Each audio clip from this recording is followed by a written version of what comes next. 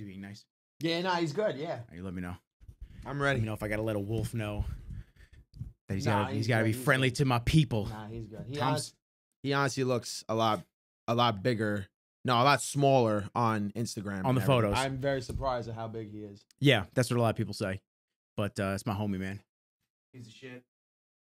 He accepted you into the pack, and that's it now. That's it. Yeah, I'm Tom's gonna get me lean for summer, Kenji. You can't be getting nasty with Tom because I'm a gorilla, but I fit in with the wolves. that, I man. try to. At least I try to. At You're least. awesome. Hey, real quick, little range, Cheers. Bro. little rain cheers. Mm-hmm. Appreciate that. Mm-hmm. Ah, It man, makes me burp. I know. So that was actually with Terrence Ruffin on the last podcast. We had I got a bunch of seltzers. I got a bunch of the Liquid Death seltzers, and we both kept burping in the middle of the podcast. Like he'd be like, yeah, you know, it's. I'm like, oh no, the fucking bubbles. I had the rain that made me burp like crazy, and then the bang just made me crack out. That was the first time I ever did that. I would never do it again. It's garbage. I mean, with what you do though, you definitely need that caffeine. So, Mm-hmm. and a flat version would suck. Yeah, no, definitely. That shit sucked. That shit, I don't know. It was like some crack or some shit. And actually, speaking of crack, I had a pre-workout that was called crack. It was by Dark Labs. Marcello's little worker, Danny. Shout out to Danny. He's a beast of a kid, powerlifter and wrestler. He gave it to me, and it had fucking DMA in it. Oh, the original shit. Do you know what DMA is? Fuck yeah, man. they put- the original Jack 3D. They put that shit in meth. Yeah. I had it yesterday, like 45 minutes in. I'm good. I'm dogging my workout. I'm doing my sandbag. And then after like an hour, I started crashing. Like I'm sitting down in the corner like this on the bench, and I'm like, this isn't good. I'm fucked. Something's up. Something's up. Something's not good. Something not right. And then after like an hour after that, I was fine. But that shit was cracked. That shit was terrible. That's why they took all that shit off the market, man. Yeah, no. Jack 3D, I never had that one. So, dude, you felt like you were on a spaceship. Yeah. You took that shit, and then all of a sudden, just you would blink twice, and you were in the middle of your lift. You're like, "What the fuck? How'd I get here? Did I drive to the gym like this?" That's what a lot of people told me. I never had it though. Honestly, I didn't start taking pre-workout until probably like 3 years ago. And you started training specifically more intense with a more hit style focus. How long ago? So what I do now, that was 2 years ago when COVID hit. But after I got into jiu-jitsu, I'd say almost 6 years ago, I had to gear my training towards that because the regular bodybuilding workouts, it was too linear. Bench, squat, deadlift, shoulder presses. Like I get it. Like that's all said, well and done, but it's like, it was very linear. And in jiu-jitsu, for example, as you have seen, you need to be bendy. You need to be flexible. You need to be able to move your spine and stuff like that, your hips. So at that point, I started doing more of the hit and the explosive training because at that point, I needed to train for my sport. And the bodybuilding style, stuff like that, it was just wear and tear on my body. So if I did fucking bicep curls and I did shoulder presses for an hour or two and then I went to go into jiu-jitsu, my arms would just be gassed. I wouldn't be able to grip the gi. I wouldn't be able to grab somebody's wrist because my arms would be so fatigued. Or even then, my nervous system and everything would just be so tired. And that's how I popped my knee because I did a 2-hour workout in the morning and then my dumb ass went to go train jiu-jitsu at night. I had somebody in a single leg, me not aware. I'm just tired. I'm gassed. Bulldozes into me. Big pop on my right knee. So after that, I switched more towards the functional and unconventional shit because it got my heart rate up. It kept me stable and mobile for jiu-jitsu and MMA training, everything else. But also it's fun because it's a different style of workout. And when COVID happened, I had nothing else. The gyms were closed. Everything was fucked. So I had no choice.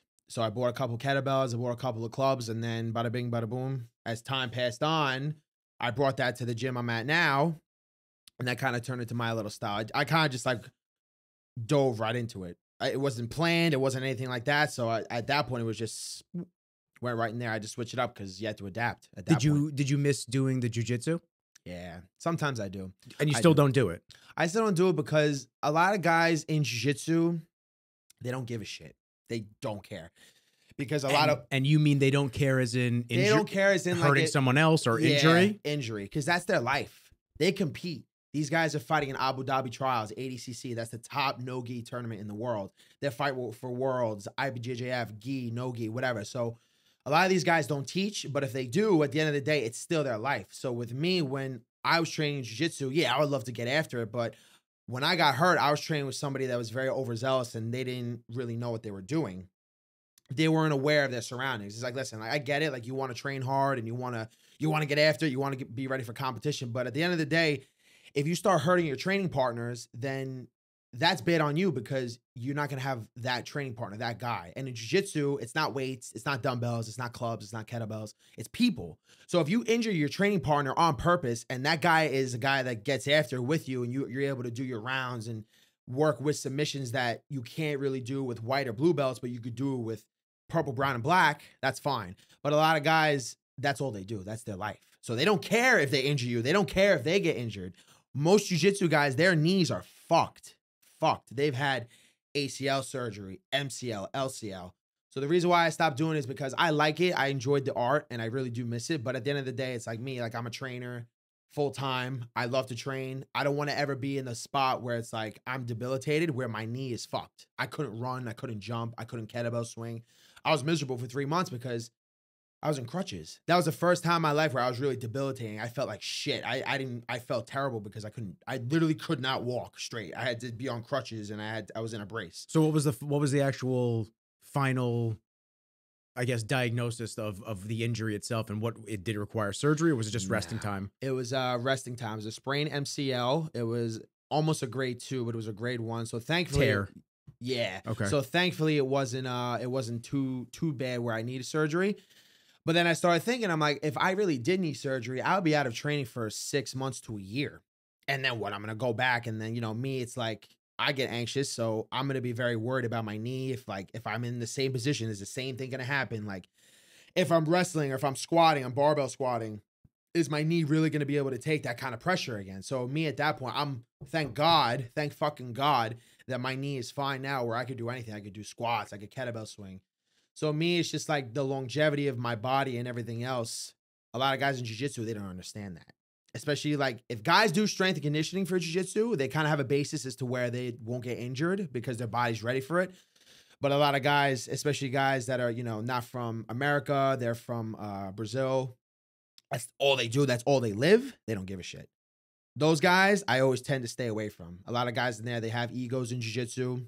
But me, it's like at that point, it's like you could roll with a black belt and you won't get injured ever. They know what they're doing, but it's like if you roll with a blue, purple belt that just wants to compete, get after it, odds are you're going to get injured. And the black belt knows how to fuck you up quick, but they're not going to. They're going to make you work for a submission against them, or they're going to make you work for that positioning, that top positioning. So even though they could easily just tap you out in like 2 seconds, they're going to make you work for it. And like you said, they know what they're doing, which is so beneficial to both parties. I've seen those videos online, man. They're tough. They're tough to watch. I've seen the videos of the dudes grappling or doing something, and you'll see a dude just like throw some type of a cheap shot move where he pop a knee, pop an elbow, and the dudes freak out. They're like, yo, you really trying to fucking injure me right now? Like, do you ever see, I don't know if you ever saw the dude, it's an old video, but he's wrestling with this heavy set guy. They're grappling. He's going back and forth, but they're not on the ground yet. So they're kind of in a clinch up top. And all of a sudden he like lifts up on his elbow like that. And the dude flipped on him. He's like, yo, that's a real dirtbag move. So obviously that happens in every sport. There are dudes like that across every type of sport. There are baseball players that are assholes. When I played baseball, man, I used to get the guys that, I was a pretty good hitter. I was a catcher. So I was a really good hitter. When I'd come up to base, I usually bat cleanup. Like I would get at least a couple RBIs. I would always hit them. I never hit a home run when I was younger. I was always like hit the top of the fence and rolled back in. I was always so pissed.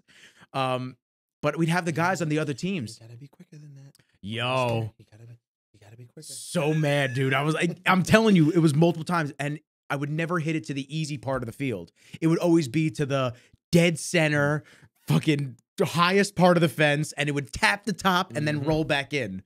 But I used to have the guys in the team throw the bats at me after they would get a hit, and they would intentionally fling the bats at you. They're trying to fuck you up, man. They're trying to get you like in the knees and in the arms so you can't hit as good. Yeah. There's scumbags in every sport. So I definitely understand leaving. It's a challenge when you're leaving that longevity and your health in the hands of someone else that isn't like me and you. Like we would never do that to each other. Yeah. But a rando that has too much pride in the game, that's like, oh, I'm not gonna let this fucking guy Tom. I see him on Instagram throwing shit around, doing big. I'm not gonna let him. Even if it's just a little amateur thing, I'm not gonna let him beat me in this grapple. It's fuck, man. It's ego, man. And it's like, even then, when I was 18 years old, when I was doing karate and Muay Thai, one guy I was sparring with him, we were wearing mouth guards at the time, and he straight up popped me in my fucking mouth, and I almost lost 2 teeth. These teeth right here. At that point, I just got my braces off the year before. And people, when they see fighting, they really don't understand what goes into it. I can say this because I've did martial arts for 13 fucking years, since I was 10 years old till, you know, whatever, I was 23, 24, whatever, I stopped jiu-jitsu. But it's hard. It's brutal. And when you get injured, it's tough. My teeth cost me 20 grand. My knee, God forbid that needed surgery. God knows how much that would have cost, whatever. But at the end of the day, it's like, I'm on that budget health insurance, bro. You're telling me, dude. You're telling me, for real. And that shit adds up. Like, people don't understand that. It's like, listen, I get it. Like, you want to work out hard. You want to train hard with your guys. And like, listen, I'm not knocking jiu-jitsu. I still love it. I still watch videos on flow grappling. I watch my coach, White Sakizada. Shout out to him. He's the head coach of Sucker Free Jiu-Jitsu. I was with him for 5 years. He instilled that dog work mentality into me that I bring into my training now. So even then, like, when he was my coach, he would push the shit out of me, and I would just get after it and have fun and just do the best that I can. So shout out to him. But I'm not knocking jiu-jitsu, but it's like, at the end of the day, no matter what you do, like you said, no matter what sport it is, you got to have good training partners. You got to work with smart people. You got to work with people that don't have egos, that are not idiots, that are going to get you hurt, or you're going to be even in the weight room. If you're going to be in the weight room and your boy's like, nah, you could pull 5 fucking plates on deadlift. You weren't able to do 3, but you could do 5. It's like stupid shit like that. It's like, you got to be careful. So you got to have a good team, a good professor, good teacher. They're going to teach you good stuff that's going to work and not get you injured. But also, when you go out, you compete in tournament, you have to make sure you're hydrated. You made weight.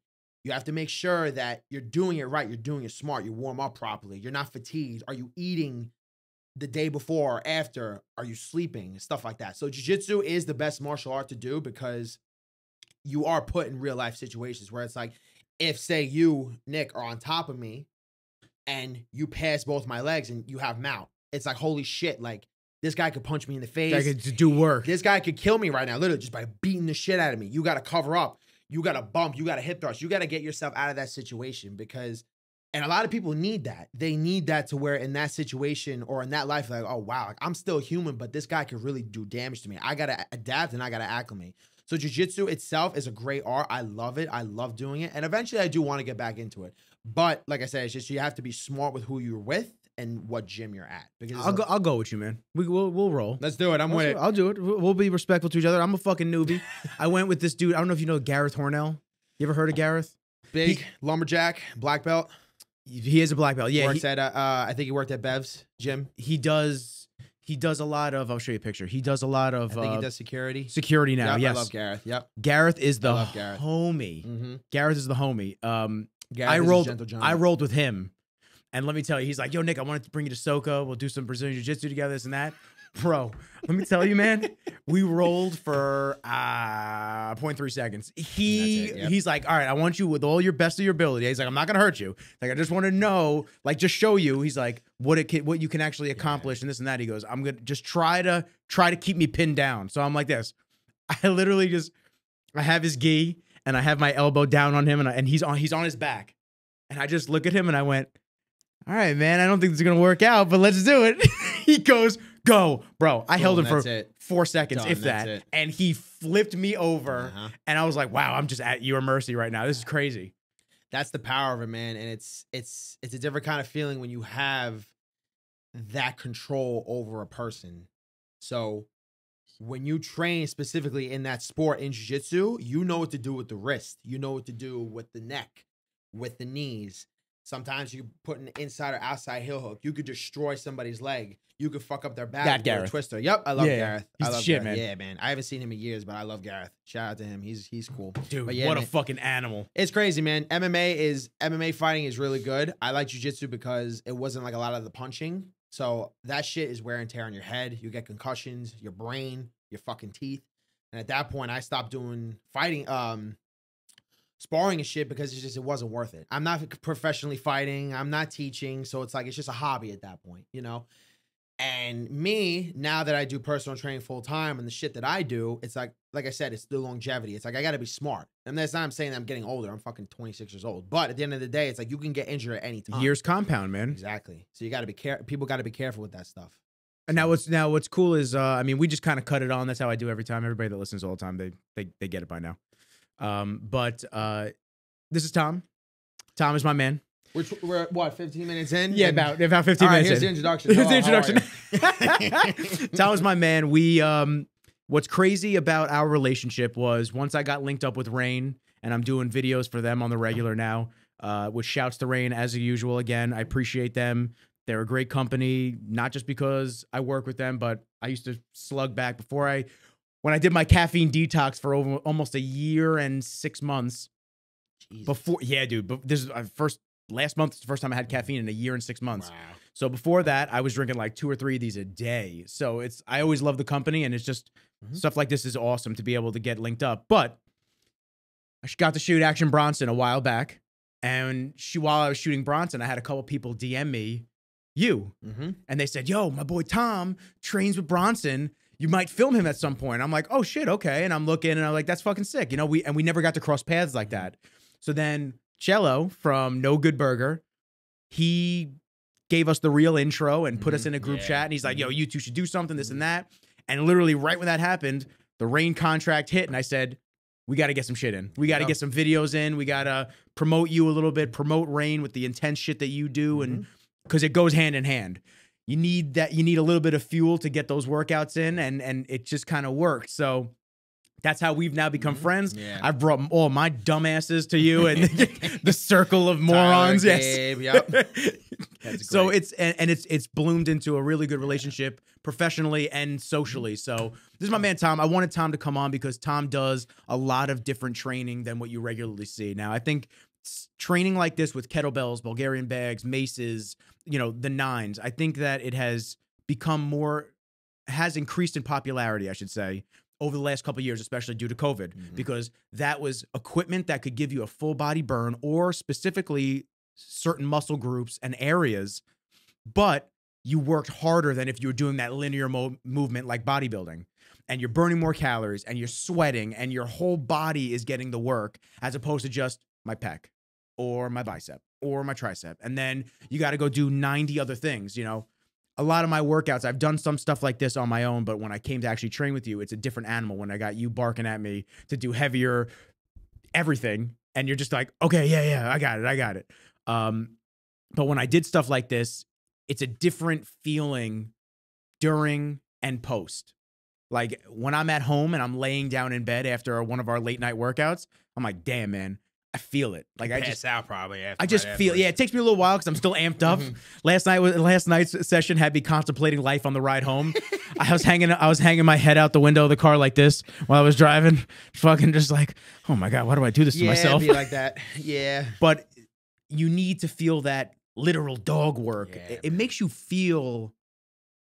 I don't even know the word for it. It just makes you feel, because you have amazing females that train like this. So I can't even say it makes you feel like a man. It just makes you feel like a warrior. That's what I should say. Man. Makes you feel like a fucking warrior when you're trained with heavy kettlebells and you're training all these different styles. And kind of the root and the point that I was getting to was there's so many different ways to get your fitness goals in and to train where it doesn't have to be boring. So months ago when I started my TikTok and I started posting the clips of Jamal and I, and then the clips from all the podcasts, from all my guests, I had a guy that commented and I responded directly to him. It was my first response directly. And I said, and basically his statement was, how do I force myself to go to the gym because I hate it? And basically my response was, you got to find something that you love doing. You got to find something that you enjoy enough to go. You don't have to go and just lift weights and be bored. You don't have to go and just walk on the treadmill and the hamster wheel and sit there and just constantly do the same shit over and over again. You can do fun things. I said you can maybe pick up golf, pick up tennis, pick up handball, pick up racquetball, do something, and then maybe you go to the gym to specifically train muscle groups and areas that are going to benefit that sport that you've now picked up because you love it. Your training and that type of style is the same way in my mind.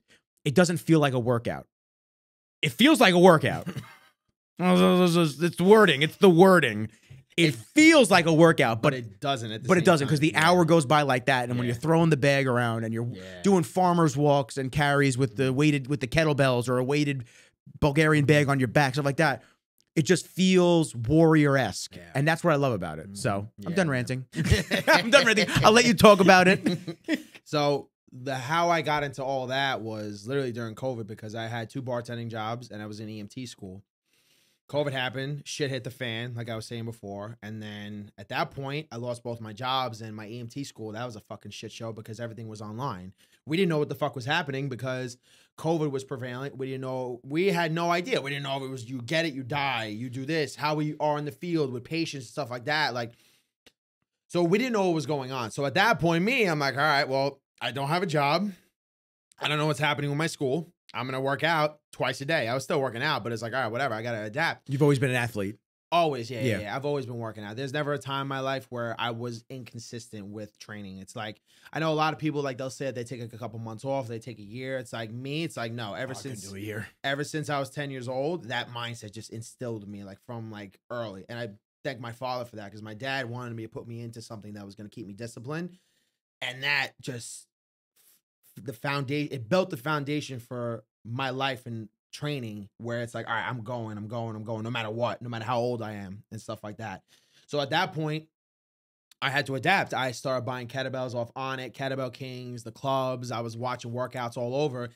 And then it started to turn into something good, because people started hitting me up like, yo, like, I've never seen those kind of workouts. I've never done stuff like that. And I'm like, listen, like, just come to my backyard. It was the summertime. It was hot as fuck out. Come in my backyard and let me train you, see how it is, and go from there. And then it started to build up into where I was able to run my business, and I was starting to get clientele, because I've noticed that a lot of guys do this nowadays, but it's like not a lot of people, I think, on Long Island that they offer this kind of stuff, where it's like the heavy bells, the Bulgarian bags, and stuff like that. And like you said before, in the gyms, pushing weight, it was easy to me. It's like, yeah, I can't bench fucking four plates, but at the end of the day, it's like, all right, I've been doing this. It's, you know, I have good results. Like, I look good, but it's like, I need more. I need something that's going to get me going. Like you said before, you need to find something that is going to keep you motivated, but also something that you enjoy. Gotta love it, man. Yeah. You gotta love it. I've loved the gym for years, and I want you to continue. I've loved the gym for years. Yeah. And for the long time, when I was in my prep mode and I was getting ready for my shows and shit like that, I was so fucking rigid and strict in what I did. I went there, I did my workout, and I did my cardio right after. Every goddamn day, man. And I did it for years. And I stayed on point when I was away at college. I didn't party. I didn't do drugs. I rarely went out to drink.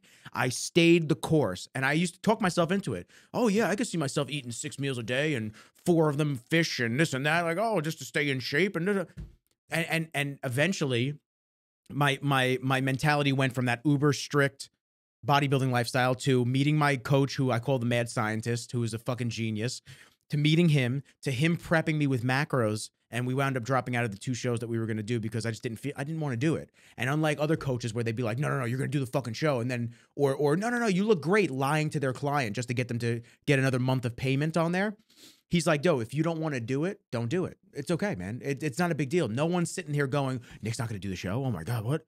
So after that, and then realizing, oh shit, I do have a choice, to then training on my own and doing my own thing and mixing it up a little bit and playing handball for cardio and doing this and that, to now I'm at the point where I still love bodybuilding and I still love those workouts, but they're not fulfilling for me anymore. It's the same shit over and over again. Even though John Meadows' Mountain Dog programs are unbelievable, they are way harder than any other bodybuilding program I've ever been put through. Like, after you feel with a 16-week program with him, I feel like how I feel after a workout with you. Like, you're just drained. You're just like, I'm shot. Like, I'm done. I need to just lay down and put my head under a rock.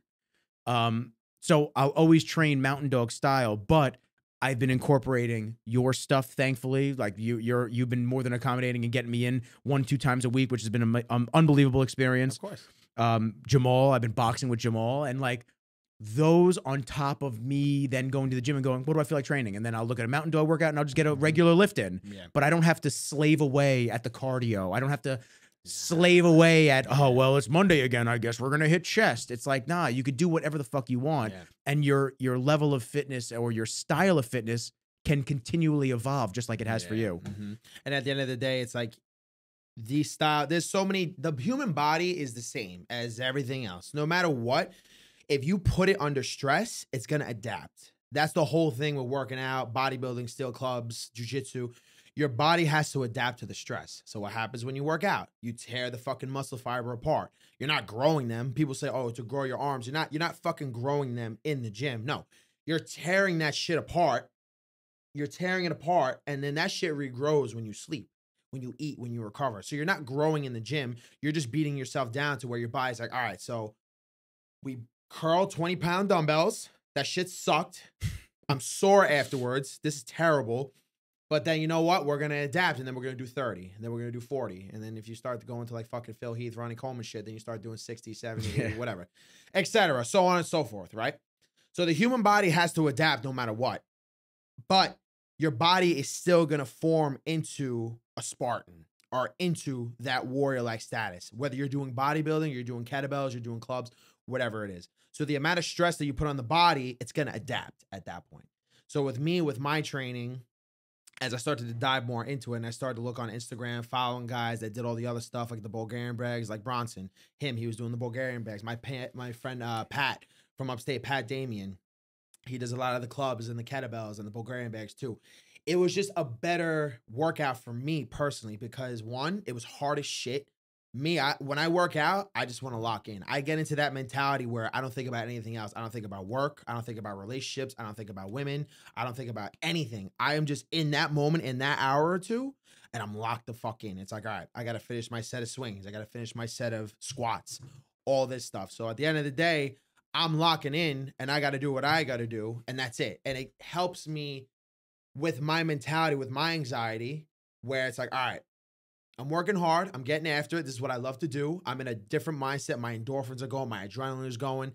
And this is good for me. This is what I like. So now at that point, like what we were talking about, you have to find something that is good for you in that state. Whether you're an obese person, you've never worked out before.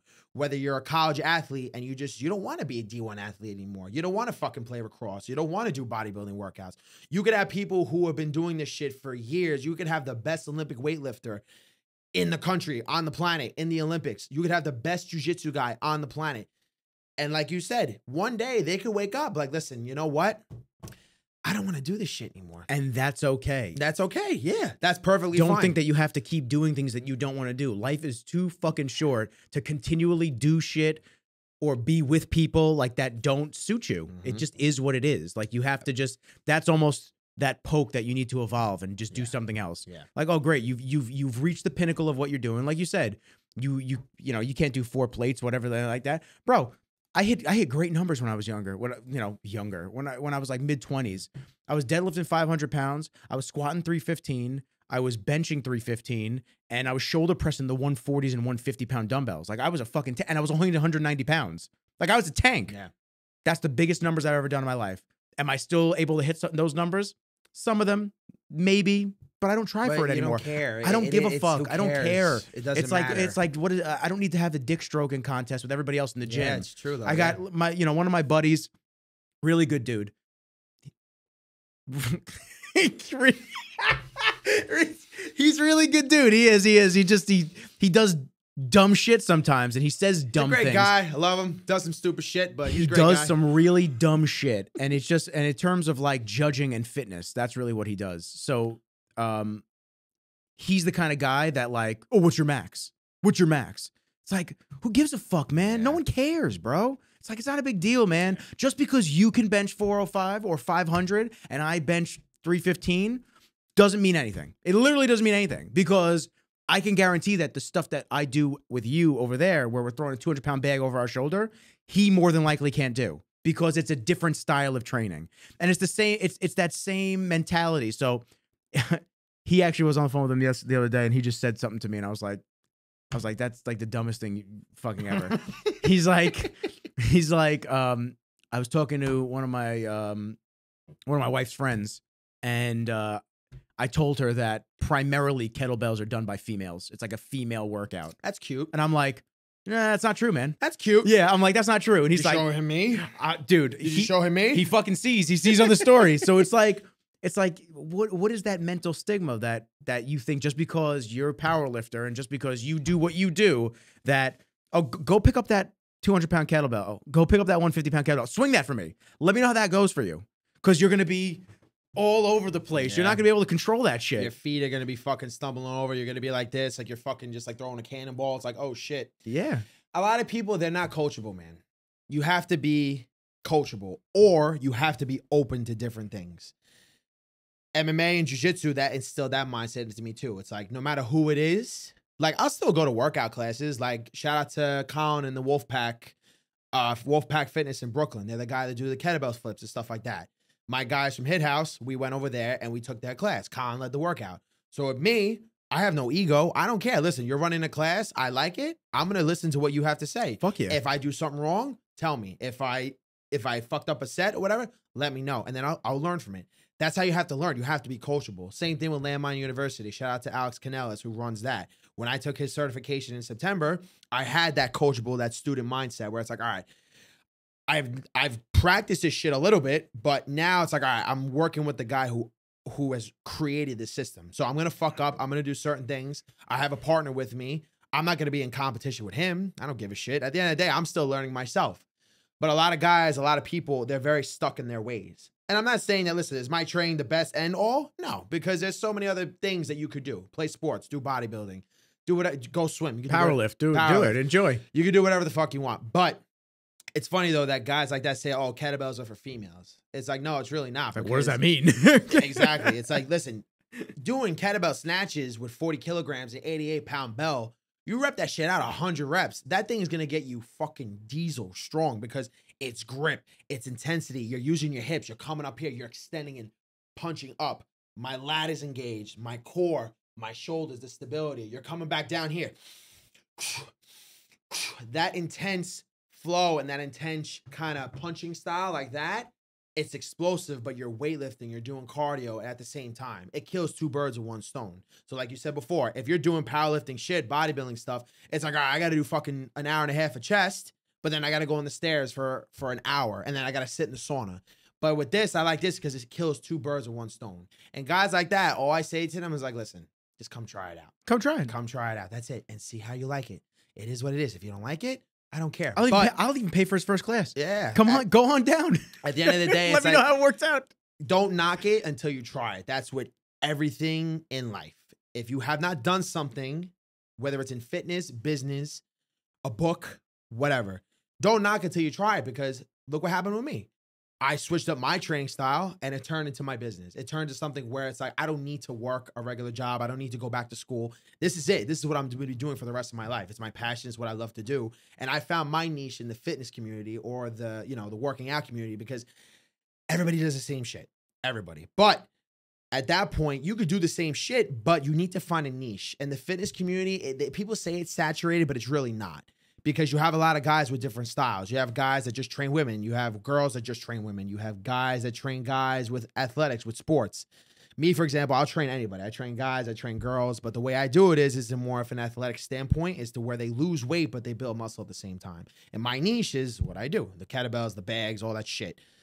So at that point, don't knock it till you try, because you never know what could turn into it. It could turn into a business. It could turn into a lifestyle change. You're doing drugs. You're drinking alcohol. You're doing stupid shit. There are bodybuilders and powerlifters who are fucked up in the head, where they're doing drugs. They're fucking drinking alcohol constantly. They're fucked up in the head. So you see some of these guys, I'm not really talking about like the famous guys like on the Mr. Olympia, but I'm talking about guys like regular, just standalone guys. I've known so many guys who have done steroids, who have done drugs, who were athletic as shit, but they were overtrained. They weren't happy with themselves. They were depressed. So at some point, you're going to hammer yourself down so much, where it's like, all right, I need to switch it up, or I'm going down a dark path. A lot of people don't understand that. You could be obese and unhappy with your life. That's one thing. But then again, if you're doing something that's bettering yourself, but even that, it turns into a toxic thing to where you're still fucking depressed, but you look like a Greek god, that's not good. That's not good at all. You have to take yourself back. All right, listen. What I'm doing now, you have to look at yourself in the mirror. What I'm doing now is not right. Yeah, I'm good. I'm strong. I got, I'm eating clean, but at some point, I'm still unhealthy. I'm still doing drugs. I'm still drinking a fuckload of alcohol on the weekend. Your mental state is fucked up, because you look at yourself in the mirror. You could have chiseled abs, you could have big arms, but you're like, I don't like how I look. This is bad. I need to do more. I need to do more cardio. I need to lift more weights. I need to eat cleaner. But then one day, you may never know. You might pass out just because you're so fucking exhausted from doing all this shit. So, moral of the story is, whether you're obese, whether you're a professional athlete, whatever it could be, do not knock something until you try it, because it could be better for what you're doing now. Or if you don't like it, that's fine. You go do something else, or you keep doing what's working for you. There's 2 ways it could go. And either way is fine. Just don't knock it till you try it. And whoever said that kettlebells are for girls, still, I would have him look at the girls that just use kettlebells. Yeah. They're fucking beasts. They're probably outworking him. In your class, they were doing almost the same weight as me. Yeah. I was like, oh God, Yeah. I might have to up this weight a little bit. Nah, man, the girls that I train, man, they're awesome. I love them. They get after it. They work hard. And with them, I Even some of the older women you have in the class. yeah, I instilled in Beast them. mode. I instilled in them where it's like, listen, get rid of this, walk away from the stigma there. It's like, oh, women, if you lift weights, you're going to look like a man. No. You're going to look like a man to the regular eye of society, because everybody is fucking complacent and they're very sedentary. They don't work out. They're sitting at desks 9 to 5. They're miserable with their lives. And then when they see a girl, oh, you're working out, you're getting too bulky. No, you're not. You look good. That's It's called muscle mass. Yeah. It's healthy. Yeah, it's healthy. You're lean, you're toned, you're athletic, you got cardio, you look fucking great. And guys like us, where we are in that lifestyle, we look at women and we're like, oh, she looks great. She's got Good for you. Getting Yeah, after that shit. She's got muscles. She looks good. She's doing jump rope. She's doing kettlebell swings. Like, she looks great. That's awesome. But a lot of girls, they'll let that get to them. And I tell all my girl clients and all of them, shout out to all of them. I love them. They're awesome. They get after, but I say to them, like, listen, at the end of the day, you can't let what regular people look at you say and what they say bother the shit out of you, because in the eyes of us, or in the eyes of people who understand the lifestyle, you're going to look amazing. You're going to look incredible. But at the same time, it's like, listen, if you don't want the muscles, that's fine. You can still do cardio workouts. That's cool. But don't let somebody who doesn't live this lifestyle tell you what you should look like. There's always going to be someone with an opinion. I tell everybody this. Always somebody, whether it's a positive opinion or a negative opinion, someone's always going to think like, oh, Tom shouldn't do the kettlebells because they do this. He just stick to the maces. And then somebody that, no, the maces are bad. You should just stick to the kettlebells. Like, there's always gonna be someone that has a fucking opinion. For your shoulder. Yeah, oh my You're gonna God. pop your shoulder. Oh, you're doing kettlebell swings. Your back's gonna hurt. Exactly. It's like, shut the fuck up. Yeah, literally. The funny thing is, and I explained this to Tyler and I explained this to Gabe as well. When I have an L5S1 herniations, and they were pretty bad when I was younger. I got in a car accident and I got fucked up pretty bad. And then for, I want to say like a year or 2 after that, I took it easy at the gym. I took it easy and I wasn't training as hard, and I was kind of complacent in what I was doing. I made excuses because of my back and this and that. Now, it used to radiate. I used to get radiating pain down my sciatics. Both my sciatic nerves, couldn't fucking say that.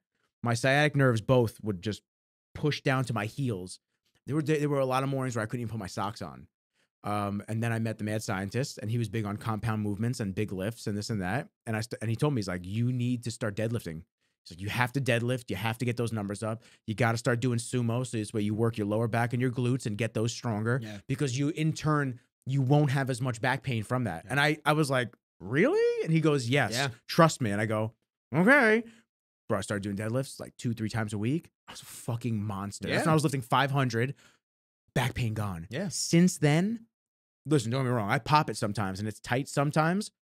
I would say I have about 90 to 95% good days where I don't have any back pain, because I built my glutes and my lower back up. Mm-hmm. And there's still work to be done. I could build them up even more where that goes to 100% all the time. But it's just, you gotta be willing to put the fucking work in. Yeah. You gotta get out of your own head with things. You gotta like learn that there's a million and one ways to do something. You know, a doctor may recommend surgery. This person may recommend PT. We may recommend training a specific way to build the muscle imbalances up and just get stronger. And that will create the relief that you're looking for something. Mm-hmm. There's a multitude of ways to do it, but like, you have to figure it out what works for you. You know, I love Gabe. I love Gabe to death. Gabe gets in his own head. Yeah. And I tell him this all the time. He gets in his own head for years. Every time something is twinged, she's like, oh, I got to go to Dr. Camp. I got to go. And I love Michael Camp. I've had Dr. Camp on the podcast. He's unbelievable. He's amazing at what he does. But I think even he at this point was just like, you know, yeah, you might be fucked up, but you have to be able to like get out of your own head and think, just because I'm doing this, I'm gonna get hurt. Like when I was lifting 500, I would have to get out of that thought process of, if I do this, I'm gonna fuck my back up. Because then you're gonna fuck your back up. You have to just do it and just keep to the form and the strictness that you know that you have to do. Keep it all tight, engage the core, breathe out, tight up coming up. Pop, pull the shoulders a little bit back right when you hit the lockout, and then drop it. Don't go down slow. Yeah. Doing these and the way that you know to do it, it keeps you injury preventative. Prevention. Keeps the injury from occurring. There we go. Let's just say that. Keeps the injury from occurring. I like that. Yes, correct. Yes. Yes. You should nod my head. Yeah, sure. Because now I'm going to think about it. I'm going to, I don't want to say. Yeah, so go with that. Yes. I don't want to say something and get roasted on the internet. So I'll just backtrack and do it for the internet. So, that keeps you out of the doctor's offices. Yeah. But you have to know that there's a limit to push. Like you were telling him last night. You push that limit. Like, you don't have to go to the heaviest weight. Yeah. You don't have to go what Nick's doing. You don't have to, but you should bump it up because you're doing the baby weight. Yeah. And you have to give yourself a challenge to get stronger. Mm-hmm. Yeah. So even to build yourself up towards that bigger weight. And with me, with everybody that I train. And it probably helps mentally. That's big too. Yes. Whoever I train, I always tell them, like, listen, I'm not going to force you to go up in weight, because a lot of people that look at my Instagram, oh, Tom, you're so fucking scary. You're listening to heavy metal. You're listening to dubstep. You train too heavy. You train too hard. Listen, I'm not going to tell you to clean and squat a fucking 176-pound kettlebell and do it for squats. I saw that today. Look good, right? I tried. That shit hurt. That shit I know it did. That shit was crazy. But it's like, I'm not going to tell you to do that. It's like, listen, am I going to push you to do 124? Yeah. Like my client, Lenny, today. I love Lenny. Awesome. Guy's got heart. Pushes me every day. I said to him, I was like, yo, why are you doing 70 fucking pounds? I know you could do the 100 pound. Why? Because it's 6:15 in the morning and you're tired? I don't care. Go up. Try it. At least fucking try it. If you fail, you fail. Who cares? But you still tried it. Who gives a shit? So with all my clients, with all the people, I tell them, listen, at the end of the day, yeah, I listen to heavy metal and I go hard on my workouts because that's just me. That's who I am. When you talk to me, I'm a down-to-earth person. When I'm training, I would tell you to fuck off because I don't want to talk. I want to work out. But after that, you can ask me whatever questions you want. I'll help you with your form. It's my job. It's like people look at my Instagram and they're like, oh, are you going to make me do all this shit? No, but I'm going to get you to that point one day. This is what I do. You do a lesser version until you're ready for that. Yeah, exactly. It's not a dick swinging contest. Like I say that all the time to everybody. I say it's true though. It's not a dick swinging contest. It's not a pull it out and measure type situation. This is what I do, and if this is something that you aspire to do one day, fantastic, do it. But it takes the time and the journey to get there. You're not going to be doing this shit overnight. It is what it is. And at the end of the day, if you need help, you hire a trainer. You get somebody to help you. People come to me, yo, Tom, I want to lose weight. Okay. Yo, Tom, I want to get stronger. Okay. Yo, Tom, I need something to get away from drinking. I go out with my boys on the weekends. I drink. I spend money. I don't want to do shit. I need something. I said, okay, find your purpose and what it is that you want to do. And if you need the fucking help, you can't do it by yourself. Some people can't do it by themselves. They really can't. They need the hand holding. Like, listen, like some of my guys, it's like they're on point. They're killing it in the gym, but they can't push themselves to the point where it's like, if it's with me, my fucking job is to push you and to get you to do heavier weight and to push through your limits. And if you need that help, invest. You yourself are the best investment you could ever possibly have in your life. Your mental health, your physical health, or even going to school or a business. If you invest in yourself by even buying a trainer, going back to school, starting a business, that is the best project you'll ever have, because that's what's going to create the person that you're meant to be. And that's the kind of future that you want. You don't want to be in the same place physically, mentally, financially. No, you want to invest in yourself and you want to become better. That's why I love what I do, because at the end of the day, I am helping people, because it's like I'm taking people away from bad shit. I'm showing them a different world of working out to where it's like they're able to enjoy it and come back. For me, yeah, listen, is money a factor? Yeah. For everyone. It is for everybody. It's how I pay my bills. I love making videos. Yeah. Do I love getting paid to make videos? 1,000%. Yeah. I got an apartment now. I got to pay for that fucking thing. Exactly. And it's like, listen, money is a factor. Yeah. But at the end of the day, you're paying me for a service. But it's the people that make all these fucking excuses, but they're going out to the bars Friday, Saturday, Sunday, Thursday night. It's like $150 a clip. yeah, they're going to the clubs. They're going to Miami. They're spending money on plane tickets. They're going to Ultra Music Festival. They're popping bottles. They're buying weed. You are spending so much fucking money and you are wasting your time around these kind of people that you're with when you want to get in shape. You want to do that. But then your friends are going to say, oh, why aren't you coming out with us on Friday night? Oh, you're going to the gym with your trainer at 7 o'clock? Nah, that's stupid. Why are you doing that? I have lost so many fucking friends by living the lifestyle that I do from high school to what I am now, because that mentality that I have, it is not instilled in a lot of people, because a lot of people like the easy way out. They like that fucking comfort zone. They want to go out. They want to go out to dinner. They want to go out and drink with their boys. They want to do that shit. Me, when I was younger, I was working out on the weekends after my bartending shifts. And all my guy friends, they'd be like, yo, why don't you come out? I go, because I don't fucking want to. Because it's a waste of time. Stand around, it's same a waste fucking of bar money. rats. Same bar, same shit, same town, same fucking people. I didn't want to do that. I wanted to better myself because, one, I need to lock in. I need to mentally get better because, you know, I've dealt with anxiety and depression before. And working out, that was my escape. That was my thing. A lot of people back then was drinking. The guys that I was around, it was drinking for them. That would make it worse for me. Weed too. A lot of people. Weed makes me Yeah. think too much. And I'm just like, no, I'm good on this. And a lot of people resort to that bad shit to get away from that depression, that escape from reality. But at the end of the day, what I was doing back then, I lost a fuckload of friends because they just didn't understand it. They didn't get it. And that was fine with me. I didn't care because I'm not doing anything bad to you. You're not doing anything bad to me. It's just I've outgrown it. I just don't want to live that lifestyle. So if you're spending $2-3 grand on Miami trips, or you're going to the bars, spending $500-$600 a night, but you're telling me that you can't hire a trainer for, I don't know, say if it's like 10 sessions, say if it's 10 sessions, Let's they say charge you $30 to $50 a clip. Yeah, whatever. Say if you do 10 sessions one-on-one for an hour straight, say if they charge whatever, $700, right? Just throwing that out there. That's for the month. Or that's for, 3 times a week. That's still for 2 or 3 months. All right, you're making an investment. They're teaching you what to do. And then if you really want to do it by yourself, you can. But if you're going to take that investment that you think you're going to make, that you think is going to be a waste of time and money, but you're going to go to the bar and spend that shit in one weekend, then on Monday you wake up, you're still a piece of shit. You're still somebody that just is not motivated. You're just not in that mindset where it's like, I want to get better, but I don't want to get up at 6 o'clock in the morning. I want to get better, but I don't want to invest in a trainer. I want to eat right, but I don't want to pay for the food. I don't want to go food shopping. I don't want to cook it for myself. And it's that mentality with people have, where it's like they're never gonna be able to lock in and really get into that hard to kill mentality that a lot of people fucking need to get into, because they want to change their lives, but they care about what other people think, and they're not mentally there to do it.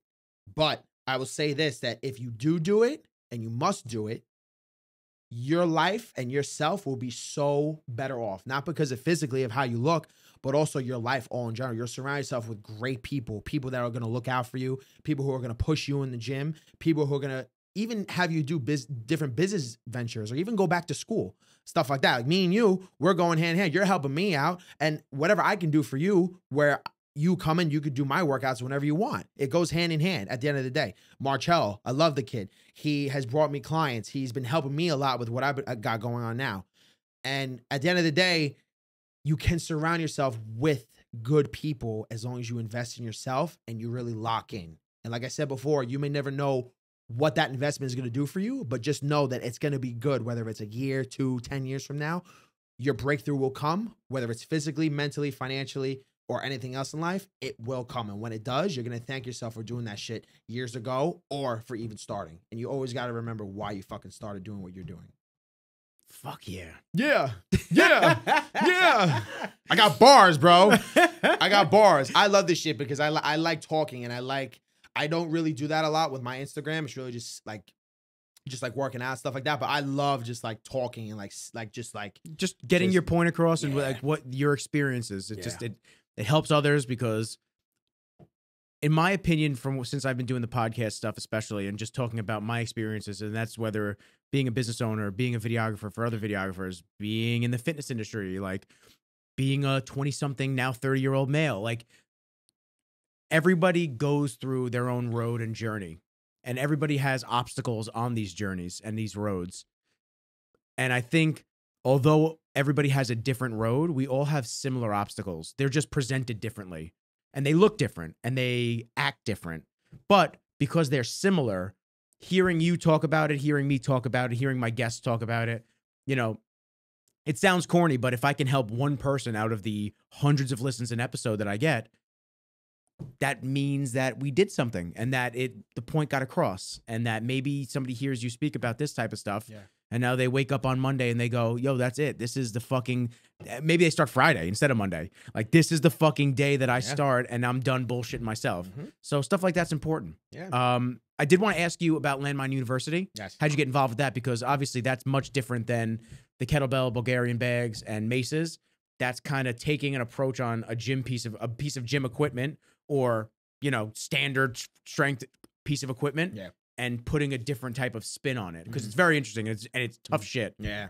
So how did I? I think I saw Phil Daru doing it last summer, and then one day, Phil Daru is a strength and conditioning coach for a lot of UFC fighters. Dustin Poirier, I think he trains this one guy, Brutal Boschwick. He's a bare knuckle fighter. I saw him doing it, and when I saw the movements of them coiling in with their elbows and their hips and stuff like that, I didn't really know. Honestly, I didn't even know what to think of it, but I kind of saw the movements, especially when they were doing their split cleans from the bottom. I saw it and I was like, oh shit. Like, I like that. I love the landmine. The landmine is dope, but I never knew that you could do so much shit with it. Like, a lot of guys, like, what are you gonna do with a landmine? You're gonna do the T-bar rows, you're gonna do the presses, you're gonna do the squats, presses, whatever. Yeah. It's not really a lot. You could do a lot with it, but it's just like, you could do RDLs, single leg RDLs with a fucking dumbbell. You don't need the landmine. You could do front squats with dumbbells, whatever. So Landmine University, like I said before, Alex Canellas, shout out to him. Nicest guy ever. Guy's a fucking tank, Hulk. Just 6 foot, whatever, tank of a man. Nice guy. I took his certification in September, and he went into depth with the whole system of what he does. And with the landmines, it mimics Olympic weightlifting, where if you're doing a barbell clean, Olympic weightlifting, the split cleans is where I'm here from the bottom and I'm coiling in like this. I'm leaning to the side here. Kenji's running away. He's like, oh God, he's showing landmine stuff. I'm coiled in here like this, but I'm really getting my lat and my oblique to engage here too.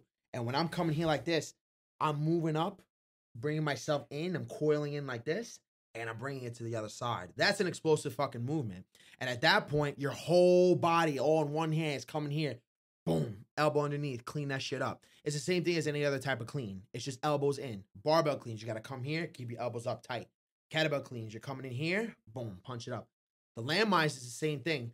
So what his thing was that it mimics Olympic weightlifting, but in a different kind of locomotive form, to where your spine is starting to move now. The mobility is increased. Yes. And a lot of guys, they can't even do that. They can't even bring their elbows to their fucking hips when they have the bar, because they're so immobile. They're so tight because their body is so used to that linear form. So Landmine University, it's sick because I teach it to all my clients. I've taught it to you, to Tyler, Gabe, all my girls, Joe and Lenny. And it's a sick workout because you're lifting weights, you're doing cardio at the same time, and you could do it as a superset. That's what I've been doing. I've been doing the landmine snatches, doing the Bulgarian bags and stuff like that. So at that point, it was another thing to add on to my arsenal, to where it's like, oh shit, like, yeah, it's a landmine, it's a bar, but I could have 6 solid motherfuckers in the gym, and all we need is the 2 landmines. I've had that before, where I've had people, guys, like 6, 7, 8 monsters, and I would just be like, all right, we're on the landmines, we're on the kettlebells. 2 bars, 2 bells, that's it. And they would be looking at me like, what are we gonna do? I was like, just wait.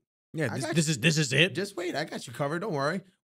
I'm teaching them split cleans. I'm teaching them the squat and the pound squats, the kettlebell swinging. We're doing burpees. We're doing push-ups. Like, and everybody's dying. You know what I mean? It's like everybody is getting a sick workout in. So it's just another thing to add to the arsenal, but it's also great for athletes too, because the explosiveness and also the mobility of it, it's good, especially for wrestlers, jiu-jitsu fighters, for boxing guys. When you throw a punch, when you throw an uppercut, for example, we're like this, my elbow is tight in. This is the short side of my torso, like this. This is the long side. So when you're throwing your uppercut, or even throwing your hook, you're here like this, your elbow is coming in, but your lat and your core is engaged. When I'm doing my split jerk with the landmine, it's the same fucking concept. I'm here like this, I'm coiled in here, but then as I do my jerk, I'm exploding up and I'm coming to the other side. So at that point, yeah, it was just a great thing to add to my arsenal. It was a lot of fun. A lot of fun to do. Shout out to Alex again. He's a very nice guy. What his system and what he created, unbelievable. And then a lot of guys that I know, they've been doing a lot of classes with it. I've been able to do a workshop. I'm teaching people that stuff too. So it's just another thing for unconventional, and just to show people like, yeah, listen, there's a lot of different kind of stuff you could do to get that workout in. If you want to just do landmines, that's fine. That's cool. It's whatever works for you. We got to get Bronson on that. He wanted to. We got to get Bronson on that. He wanted to. He didn't have a barbell, he told me. But I told him, like, you can still do it with kettlebells. Like, even with, like, the lunges or the cleans, you can still use that modality to do that. But he's been wanting to do that, yeah. Just bring the bell. Just bring the whole barbell here. Yeah, just bring the bar. Might as well just have it go through the roof. I already fucking put everything in my car anyway. Yeah, exactly. I bring everything from in and out of my fucking Charger. That thing's shot.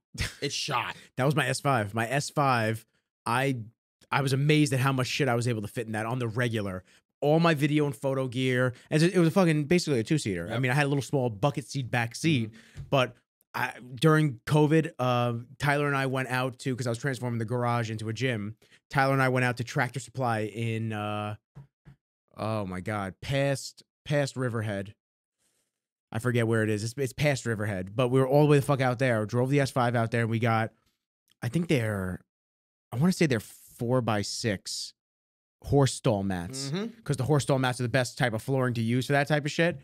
Bro, I fit like 5 or 6 of them in the S5. That's sick. And they're 95 pounds each. Yeah. And we're sliding them through the trunk right into the back, and we driving the whole way back, and the car's weighted down like a motherfucker because I already lowered it. Yep. Dude, it was great, man. That was my workhorse car. And now I got the truck, and now I just beat the shit out of the truck. Yeah, I need a truck, man. My car now is probably fucking shot. The suspension is probably terrible. And my trunk is my sweatshirts, my hoodies, and like 3 fucking Bulgarian bags. It's terrible. Yeah, we gotta get you a truck. My sneaker, no, my speaker. My speaker is in my passenger. My backpack is there. I think I have another box full of clothes. Yeah, my car is my headquarters right now. My car is where I run my business. That's okay. That's how it starts out. And then once you get, you keep leveling up, and you get more and more gear, and it forces you to now buy a bigger car. Maybe buy a truck or a Jeep. Yeah, nah, man. I don't mind. I didn't mind starting from the bottom. I don't care about that shit. Listen, man, it's a bright future. You got a lot more in store, and you got a lot more stuff. Yeah, man. What other certifications have you done besides the landmine, and or do you have your eyes set on something else? No, honestly, in my opinion, if I'm being totally honest with you, a lot of people are gonna disagree with me, but I think certifications are bullshit. I really think they're fucking bullshit. Okay. I think degrees are good, but even then, like, people who have the exercise science degrees, they have no fucking idea what they're doing to begin with. Well, I'm talking more on the certifications for like Landmine University, like that type of stuff. No, so landmines. No, I think he was just his coach's level 1, but I think he did a coach's level 2 certification, but for certain guys. But if that's offered to me, I would 100% do it. And and are there any other niche, like maybe mace certificate? Like, are there any other there that? Are, yeah. So that's what I'm saying. Yeah. So do you have your eyes set on any other ones, or just no? You like winging it and creating your own shit with it? Because honestly, like I said, it's just like certifications are just, I don't know. To me, it's like it's a piece of paper. It's a piece of paper at the end of the day. Like, you could have the NASM cert, but you can still be overweight in the gym training. And a shitty trainer. You could still be a shitty trainer. You could be a string bean. You could be obese. You could not be knowing what the fuck you're doing, but people will still give you a job. And to say, oh, you have this piece of paper? All right, cool. It's kind of like the same thing with school, a little bit. There's certain degrees that I agree. That don't really mean shit. It's like they don't really mean shit. You could have a piece of paper. You're spending so much money on that degree or that certification, but you still may not know what the fuck you're doing. Yeah, man. Like with maces, if I got a like if I don't know what mace certification it is. I think it's on it, or I think it's Steel Mace Nation. But me, when I swing my maces, I'm doing 55 and up. You know what I mean? I'm doing 55 pounds and up. I know what I'm doing. I'm swinging with my core. My spine's moving. My grip is tight. And a lot of guys, like the guys who are certified, can they do that? Probably not. Can they rep out a 25-pound mace 300-400 times? Maybe not, you know, but it's like me. It's like I look at my performance and how I teach more so than certifications. If Alex was to offer the coach's level 2 certification, like globally, yeah, 100% I would do that. But in general, it's like, I feel like there are trainers out there that don't have any certifications, but they're the best coaches in the world. It's like, you know, with guys with in jiu-jitsu or MMA. You know, they may not win any fights. They may not have won any fights back then, but they know how to teach. and they created world champions. But then again, you could have guys who have all these fucking certifications. They went to this school. They got their BS in exercise science. They do kinesiology, if I said that right. Oh, kinesiology. Yeah. Kinesiology. Mhm. They could have all that shit, but at the end of the day, it's like you're just giving your clients workouts just to get their heart rate up. You know, you're not really doing anything beneficial to them. You're just making them lose their weight. You're making them train. You're making them do everything else, but it's like you still don't understand it. You still don't get it. Yeah. So, but yeah, nah. Would I do any other certifications? I'm certified as a trainer. I paid $60 online to get certified. Expertrating.com. Yeah, the funny thing is I'm not certified as a trainer, but I'm probably better than a lot of other trainers because of how many people I've been around and experienced and this and that. You've been around bodybuilders. You've been around professional athletes for God knows how long. So you've learned from them. You've seen them work out. You could teach anybody how to do all those kind of workouts better than any other trainer could do. And life experience like that's what matters most. And honestly, sometimes with book work, or even like the pieces of paper. That's how I am. I got, you know what book I have that I bought fucking years ago to try to become more injury. Again, I said it the wrong way again. Jesus Christ. I think it's preventative. I'm looking this up. Hold on. Injury. No, because I'm thinking injury prone is like when you're thinking of. But you're trying to not get injured. Correct. Okay. Preventative. Is that a word? That is. Yes, I know that's a word. Designed to keep something undesirable such as illness, harm, or accidents from occurring. So it's wait. That's what I'm saying. It doesn't sound right. It's not injury preventative. That would be injury prevention. So you're trying. All right. So here's what I'm gonna say. I'm gonna say it. I said it before. I bought this book to become less injury prone. There you go. Boom. Give me some. Because we're both gonna go nuts thinking about this. Oh my shit. God, it's terrific. I'm gonna text you later. I'll be like, I know the fucking word now. Yeah, I bought Supple Leopard. You ever heard of that book? No. I have to show you it. It's Supple Leopard. It's a fucking textbook basically, and it's all stretching and mobility techniques. Okay. And if you're hurting in a specific area, how to prevent that from ever getting injured again. And like, it's a really awesome book. Haven't opened it. Like I flipped through the pages. Haven't really read it, but I have to. And stuff like that. Again, it's investing in yourself and trying to just better yourself on another level. So knowledge is a superpower. Damn, that's how we're gonna end it off right there. Knowledge is a superpower. I fucking love that. Mm-hmm. So before we finish fully, because we've been going for about an hour, I gotta run. You gotta go train some people. Yeah. Mm-hmm. How can people get in touch with you? How can you plug yourself and the business? Because, yo, if you're listening and you're from Long Island, you got to take this motherfucker's class. It is crazy. He's a monster. So right now, my Instagram is Tom DeGiuli. It's TomDegiuli. That's how you spell it, because a lot of people, they've known me for years. They still don't know how to fucking spell my last name. Let me ask you this. Is it D-E and then space? Because sometimes it's like that. Or D-E, D, lowercase e, big G. So it's supposed to be capital D-E, then a space, then a capital G. That's what I thought. But then after my license got fucked up and they still did it wrong, I had to switch everything up because they thought I wasn't me because my name wasn't spelled right. That's good. So yeah, after that, I was just like, all right, it's just one fucking word. Thanks, New York State. There you go. You're fucking awesome. You guys are awesome. Thanks for coming in today. And the DMV, y'all can go fuck yourselves. So anyway, they only hire the most elite caliber people at the DMV. Stop pretending like you don't know this already. I gotta cancel my whole day when I go to the DMV. I can't do it. So my Instagram handle, Tom DeGiuli, spelled like that, TomDegiuli. My brand right now, my fitness brand, is the DeGiuli Method. Peep that fucking shirt. That's a clean shirt, man. The guy who made it for me, he did great, because I beat the shit out of these shirts. My crew necks, my hoodies. I love your hoodie. Tawasi, thank you, bro. These things are great. They handle everything that I throw at it. It's the DeGiuli Method, my last name, then Method. And I got a big project coming up soon. So everybody will see that. Everybody on the island, everybody in the world. And it's going to be fun. It's going to be a good time. So if you are in the Long Island area, or if you are in the Franklin Square, Oceanside, Long Beach area, hit me up and let's get after it. I'll teach you everything that I know, and it'll be a good time. It will, man. It's a great fucking time. I love training with you. I love your energy. Thank you, and man. Like I said, I'm so happy that we became more close as friends and on the professional side of things. Yes, You're sir. the fucking shit. Thank you, man. I appreciate you coming down today, hanging with Kenji and I. Cheers and rains with me. Let's do it one more time. Appreciate you, brother. Thank you, man. And on a big episode 26, my man Tom stopped by, chopped it up. I hope you guys enjoyed it. Stay tuned for more. Peace. Peace.